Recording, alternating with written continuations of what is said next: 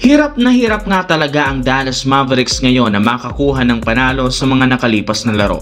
In fact, kinailangan nga nila ng extra time para talunin kahapon ng Portland Trail Blazers sa loob ng kanilang bahay. Kaya malinaw, kailangan talaga nila ang presensya ngayon na Anthony Davis sa lalong madaling panahon. Ang problema, medyo matatagalan pa ang pagbabalik at paglalaro nitong muli sa lineup matapos maibalita ni Shams Charania ng ESPN na nagkaroon muli ng setback sa kanyang Achilles injury. Ang lahat nga daw yan nangyari dahil tagpuwersa kay Anthony Davis na maglaro noon kahit man sumasakit ang lower leg nito. Kung inagapan sana noon ng Dallas ang kanyang injury, hindi ito mawawala ng mas matagal sa team. Sa ngayon, ibinulgar ni Coach Jason Kidd i-re-evaluate ng maeksperto ang natamong injury ni Anthony Davis sa susunod na 10 araw upang malaman nila kung ano ang kanyang kalagayan at kung papayagan na siyang makapaglaro sa lineup o kung madadagdagan pa ang mga laro na hindi nito masasalihan sa Dallas Mavericks.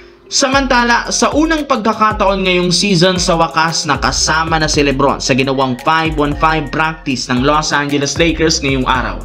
Matapos nga ang ilang buwan ng pagre-recover dahil sa kanyang injury, fully recovered na nga ito at sobrang aktibo sa kanilang ginagawang practice bago pa sila sumabak muli bukas laban sa Utah Jazz. Posible na ngang makalaro kontra sa Utah Jazz ang kanyang magiging debut game ngayong season, at kapag nangyari yan, makakagawa siya dito ng bagong record bilang una at nag-iisang player sa NBA history na nakatungtong at nakapaglaro sa kanyang ika-23 season sa liga. Pero sa kabila ng paglalarong muli ni LeBron, ibinulgar ni Coach JJ Redick posibleng pansamantala muna siyang bigyan ng limitadong minuto since ayaw nilang biglain ang kanyang katawan, lalo pat kagagaling pa lang nito sa injury. Isa pa, kailangan rin naman itong mag-adjust sa bagong game plan at sistema ni Coach JJ Redick sa kanilang bagong lineup, kaya posibleng manibago si LeBron sa paglalaro nito. Pero kilala rin naman natin si LeBron James dahil alam nito lahat ng game plan